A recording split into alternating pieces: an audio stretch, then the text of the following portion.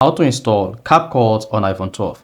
So if you want to start editing on your iPhone 12 and I want the best application to edit your YouTube videos or TikTok content, then you may try the CapCut application. So basically here, I'll walk you through how you can easily install CapCut on your iPhone 12. So this works on all the iPhone 12 series, iPhone 12, iPhone 12 mini, iPhone 12 Pro, and iPhone 12 Pro Max.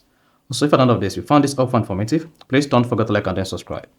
Now, to install CapCut on your iPhone 12, what you just need to do is go ahead and open the App Store on your iPhone. Then once you open the App Store, click on the search button at the bottom right. Then search for CapCut. And then click on it. Hang on for your iPhone to open the CapCut page.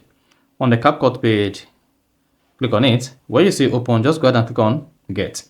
Once you tap the Get button, you'll be prompted to press the side button twice or tap Install from the pop. Once you click on the Install button, you'll be prompted to confirm your Apple ID account. So go ahead and type in your Apple account. And once you type your Apple account, the CapCut editing app will be installed on your iPhone. Then you can now go to the app screen or Hype Library, search for CapCut and then open it.